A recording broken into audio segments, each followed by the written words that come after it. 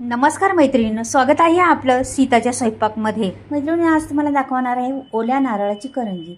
पण मी करंजीला खोबरं नाही किसणार का ना करंजीला लाटणार, पण करंजी तर बनणार आहे, तोंडात टाकताच विरघळणारी अशी करंजी बनवणार आहे.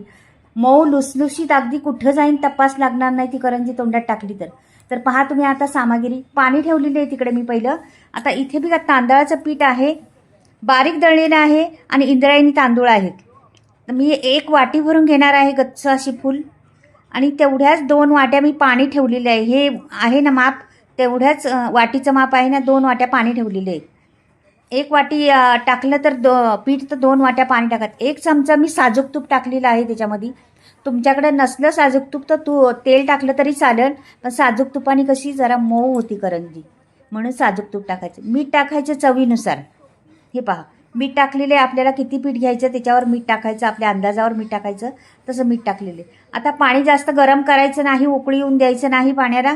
थोडंसं गरम झालं ना, असं कोमटपासून जास्त तसं घ्यायचं आणि लगेच पीठ टाकायचं, का की गुठवड्या होतात त्याच्यामुळं सोडायला मुश्किल होतं. म्हणून आधीच असं छान मळून घ्यायचं पीठ कोमट पाण्यात. कोमट म्हणजे आपली थोडीशी हात बोट गेलं तरी चटका बसला पाहिजे एवढं.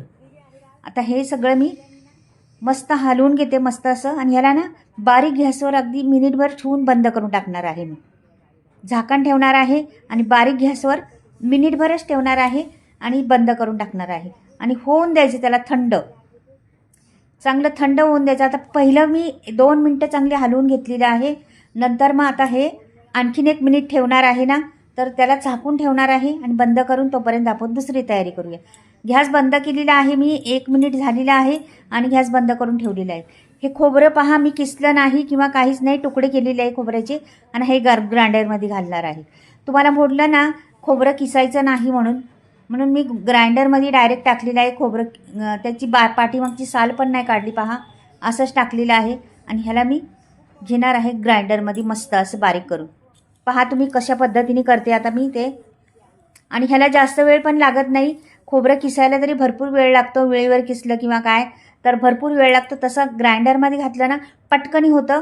आणि म्हणजे सांगितल्याप्रमाणे तुम्हाला सांगते, खोबरं किसणार नाही. हे पहा, अशा पद्धतीने खोबरं करणार आहे. तर हे पहा, तर हे खोबरं असं केलेलं आहे. हे बघा, छान एकदम किसल्या त्या आपण वेळीवर किसतो ना तसं झालेलं आहे एकदम. आता थोडंसं मी राहिलेलं आहे ते पण घेते करून लगेच. बघा मस्त झालेलं आहे ना खोबरं, एकदम एकसारखं झालेलं आहे. थोडंसं राहिलेलं आहे ते पण करून घेते. एकदम टाकलं होतं मी बरेच, पण परत काढून घेतलं त्याच्यामुळे बसलं, म्हणजे फिरत नव्हतं ते बरोबर, म्हणून आता परत करून घेते. पहा बरं किती सुरेख आणि छान खोबरं किसून होतंय. किसून म्हणजे दळून होतंय, त्याच्यात किसलं नाही. हे बघा मस्त झालेलं आहे आणि पांढरं शुभ्र दिसते. कुठं दिसते काळं किंवा काय.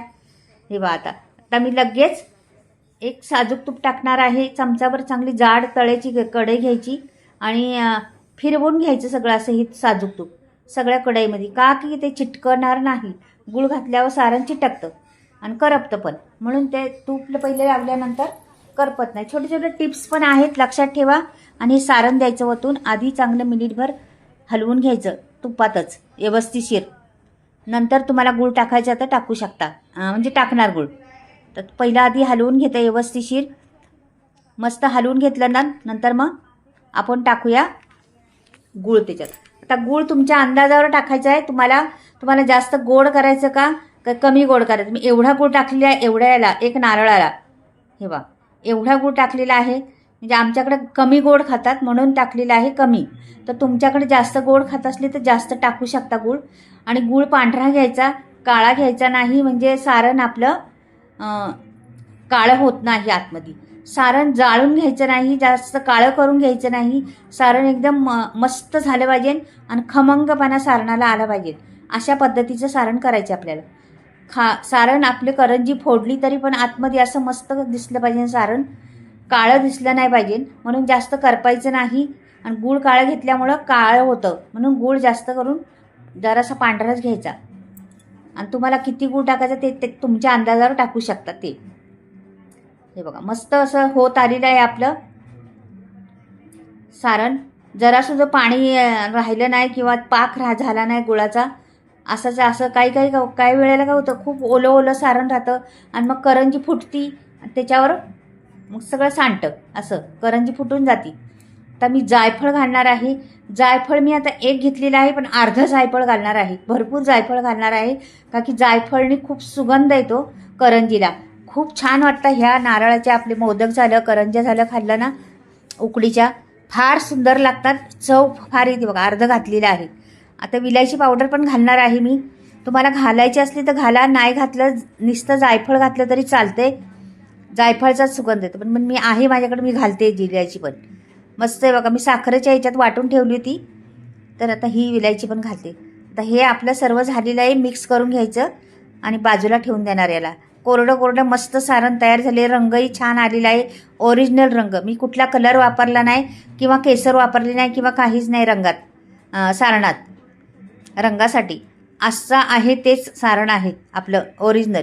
कुठं काळा म्हणजे बघा ना किती छान, जास्त काळं पण नाही पडलं किंवा काय नाही, एकदम परफेक्ट सारण झालेलं आहे आपलं. मस्त वाटतंय ना. आणि सारणाचा खमंगपणा सुटलेला आहे. छान परतलं आहे सारण, छान झालेलं आहे. हे बघा, जरासुद्धा पाणी नाही किंवा काहीच नाही, कोरड्याच्या फटफटीत एकदम. आता बाजूला ठेवते मी. आणि आपलं हे पीठ घेतलं होतं ना, त्याला मळून घेते होता. ते पण थंड होईल, आपलं सारण पण थंड होईल. आणि इकडे हे पण थंड झालेलं आहे. थंड जास्त झालेलं नाही, हे लक्षात ठेवा. असं आपल्याला मळता येईल एवढं थंड झालेलं आहे. तर आता मी हे मळून घेते व्यवस्थिशीर. बघू आता आपलं किती पातळ होतं का घट्ट होतं. आपलं मेजरमेंट तर परफेक्ट आहे, तरी पण असं वाटतंय मला थोडंसं पीठ वरून घालायला लागणार आहे. का की मैत्रिणींनो, कधी वाटलं तुम्हाला थोडं पातळ झालं सारण, कधी कधी तांदळावर पण असतं, कुठलं तांदूळ पाणी जास्त घेतं, कुठलं कमी घेतं. तर मी थोडंसं पीठ वरून भुरभुरणार आहे आणि त्याच्यात मळून घेणार आहे. आणखीन थोडंसं घट्टपणा आला पाहिजे. हे बघा, आता ते आता गरमच आहे, तर त्याच्यात बरोबर एकदम फिट होणार आहे ते. हे बघा, छान झालेलं, आता बरोबर झालेलं आहे. असं वाटलं तुम्हाला पातळ झालं किंवा घट्ट झालं, थोडासा पाण्याचा हात मारून मळून घ्यायचं, घट्ट झालं तर. आणि पातळ झालं तर थोडंसं पीठ भुरभरलं त्याच्यात मध्ये तरी चालतंय, काय नाही प्रॉब्लेम. तर हे जरासं खरडून घेते आणि बाजूला ठेवते लगेच. आता असं पीठ मळल्यामुळं खाली चिकटलं गेलं. आता हे राहू द्या. एकदम मस्त पीठ झालेलं आहे आपलं आता. हे बघा, मस्त आपली झाली आहे. आता लगेचच आपल्याला करायला घ्यायचं. तर मी लाटणार नाही मैत्रिणींनो. तर पहा काय करणार आहे. आता तुम्हाला सांगितलं ना लाटणार नाही, तर प्लॅस्टिकचा पेपर घेतलेला आहे आणि पेपरवर करणार आहे. आयडिया पहा कशी आहे ती, व्हिडिओ पाहत राहा, म्हणजे कळण तुम्हाला काय केलेलं आहे ते.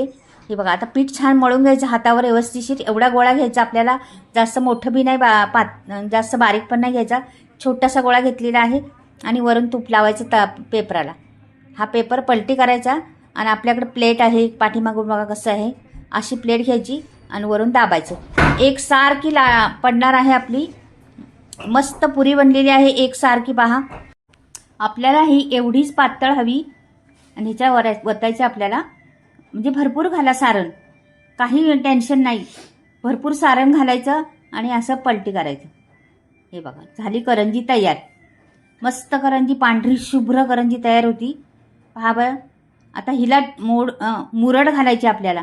तर मुरड कशी घालायची पहा, आता मी दाखवते तुम्हाला. तर इथे थोडं खेचायचं, मोडायचं. इथे थोडं खेचायचं, मोडायचं. असं खेचून मोडून, खेचायचं मोडायचं, जरा थोडं खेचायचं, मोडत राहायचं. हे अशी छान मोडत जायचं. हे पहा, सारखं खेचून थोडंसं काढायचं बाहेर आणि मोडत राहायचं, उलटं करायचं.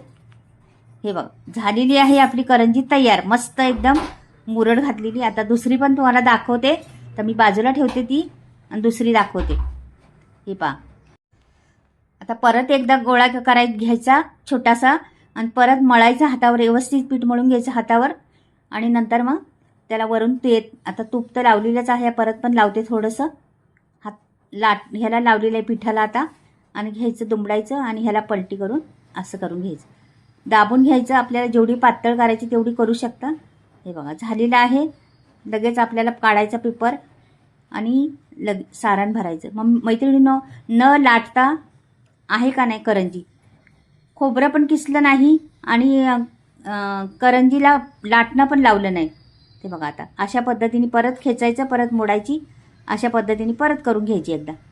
हे बघा फटाफट होतात, वेळ लागत नाही, फटाफट मोडत राहायचं. ते मुरड पडली पाहिजे त्याला, असं करायचं. अशी छान मुरड पडती. हे पहा जवळून दाखवते तुम्हाला. हे बघा किती छान मुरड पडलेली आहे का नाही. तर तुम्हाला नक्कीच आवडेल माझ्या करंज्या. आता मी काढून ठेवते बाजूला आणि ह्याच्यात लगेच भरून ठेवते. आता त्याला तूप लावलेलं आहे आणि हे सगळ्या करंज्या मी आता ह्याच्यात ठेवते. छान मुरड पडलेल्या करंज्या झालेल्या आहेत आपल्या, खूप मस्त. आता एवढ्या करते, मग नंतर अजून तुम्हाला परत म्हणजे नंतर करणार आहे. तुम्हाला दाखवण्यापुरतं एवढ्या करते मी. भरपूर साऱ्या करंज्या झालेल्या आहेत आणि भरपूर सारण ओतलेलं आहे. गच्च भरलेल्या करंज्या आहेत त्या. आणि आता पाणी ठेवलेलं वरती मी ठेवते आणि ह्याला 5-7 मिनटं जास्तीत जास्त ठेवायचं, का की पीठ पण उकडलेलं आहे आपल्याला, जास्त वेळ लागणार नाही, 7 मिनटात होणार आहे. हे 7 मिनटं लगेच होतात. 7 मिनटात हे 7 मिनटं झालेली आहे आणि आपली करंजी तयार झालेली आहे. आता काढून घेते, तुम्हाला दाखवते. आता थंड झालं का जरासं, जास्त थंड, गरम गरम खायला मजा येते या करंज्या भरपूर. आणि आता दाखवते, परत फोडून दाखवते सारण कसं आहे आपलं आणि कसं होणार आहे. तर वरून त्याच्यावर टाकायचं, वरून साजूक तूप. मस्त लागतात एकदम. तोंडात टाकली का गायब होती ही करंजी. रसरशीत मऊ लुसलुशीत करंजी तयार होणार आहे. थोडं मी वरून टाकलेलं आहे, आतमध्ये टाकतात तसं. हे बघा आता फोडून दाखवते तुम्हाला. मस्त आहे बघा, किती मऊ लुसलुशीत झालेले आहे. सारण बघा, रंग सारणाचा पहा किती सुरेख आहे. तर आतमध्ये पण मी जरासं तूप टाकते. आतमध्ये तूप टाकायचं आणि मग खायची. खूप छान लागती, खूप टेस्ट त्याला आहे. मस्त लागतात एकदम. आणि इंद्रायणी तांदूळ घेतल्यामुळे सुगंधित झालेल्या आहेत करंज्या आपल्या. आणि असं तोडायची आणि असं खायचं. मधुर स्वाद तोंडात जाणार आणि तोंडात टाकताच गायब होणार, अशा करंज्या होणार आहेत. तर मैत्रिणींनो, तुम्हाला आवडलं का? नक्कीच लाईक करा, सबस्क्राईब करा. आणि मी आमच्याकडे अशी पूजाला भरतात ताट, अशा पद्धतीने पूजाला भरायची ही करंजी माझी कशी वाटते. तर मैत्रिणींना आता मी माझ्या मसाल्याविषयी, हे लायसन आहे माझं मसाल्यांचं आणि कसा मसाला. नमस्कार मैत्रिणींनो, स्वागत आहे आपलं सीताच्या स्वयंपाकमध्ये. तर तुम्हाला दाखवते आज मी मसाले कसे बनवते आणि कशी तुम्ही म्हणजे कुठल्या पद्धतीने मसाले बनवते. सगळे मसाले मी चुलीवर भाजते, मिरच्या निसून व्यवस्थित भाजते आणि डंकामध्ये कुटते, चक्कीत दळत नाही मसाले. आणि सर्व बरेचसे मसाले म्हणजे आहेत ते बिना केमिकलचे आहेत. मिरच्या झाले, धने झाले, हळद झालं, सफेद तीळ झाले, हे घरीच उगवलेले आहेत आमच्या शेतात, त्याच्यामुळे बिना केमिकलचे आहेत, शेणखतावर उगवलेले आहेत. आणि हे 18 ते 20 मसाले मी वापरलेले आहेत. गरम मसाले, हाय क्वालिटीचे गरम मसाले आहेत. तुम्हाला घ्यायचे असले तर स्क्रीनवर नंबर दिलेला आहे, घेऊ शकता. आणि हे सगळे मी भाजून घेतलेले आहेत, व्यवस्थिशीर मिरच्या निसून व्यवस्थिशीर केलेले आहेत. मेजरमेंट एकदम परफेक्ट आहे. ऑर्डर केल्यानंतर 2 दिवसात घरपोच फ्री डिलिव्हरी मसाले भेटणार. मसाल्याचा रंग ढलत नाही, वर्षभर तसून तसाच राहतो. मसाला घ्यायचा असला तर स्क्रीनवर नंबर दिलेला आहे. मसाले तर घ्याच, पण माझ्या ह्या उकडीच्या करंज्या कशा झाल्यात त्या नक्कीच सांगा. चला बाय.